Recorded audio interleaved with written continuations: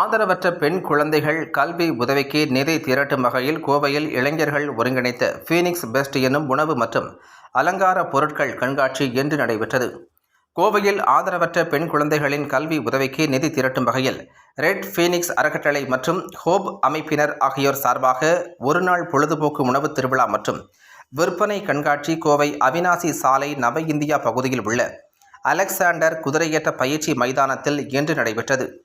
Phoenix best என்ற தலைப்பில் நடைபெற்ற இதற்கான துவக்க விழாவில் கோவை மாநகர வடக்கு காவல்துறை துணை ஆணையர் சந்தீஷ் சிறப்பு விருந்தினராக கலந்து கொண்டு கண்காட்சியை துவக்கி வைத்தார். ரெட் ஃபீனிக்ஸ் அறக்கட்டளையின் நிறுவனர்கள் புவனா சதீஷ், வினோனா சதீஷ் மற்றும் ஹோப் அமைப்பின் தலைவர்கள் நமன் மோமையா, பாத் சுகாத்தியா ஆகியோர் ஒருங்கிணைப்பில் நடைபெற்ற இதில் பெண்கள் மற்றும் குழந்தைகளுக்கான ஆடைகள், பரிசு பொருட்கள், உணவு வகைகள் என 40க்கும் மேற்பட்ட அரங்குகள் அமைக்கப்பட்டுள்ளன. பொழுதுபோக்கு அம்சங்களாக காஸ்பிளே, அனிம், ஸ்போர்ட்ஸ் மற்றும் ஜிம்பா போன்ற பல்வேறு வகையான ஏற்பாடுகள் செய்யப்பட்டுள்ளன. குறிப்பாக இங்கு வரும் பொதுமக்களை மகிழ்விப்பதற்காக பிரபல சின்னத்திரை பிரபலங்கள், யூடியூபர்ஸ் என பலர் கலந்து கொண்டனர்.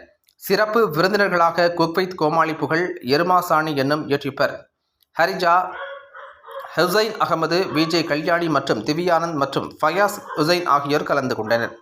பெண்கள் மற்றும் குழந்தைகளிடையே புதிய அனுபவத்தை தரும் வகையில் இளம் தலைமுறையினர் முதன்முறையாக ஒருங்கிணைத்துள்ள இந்த ஒருநாள் நிகழ்வில் ஆர்வமுடன் பலர் கலந்து கொண்டனர்.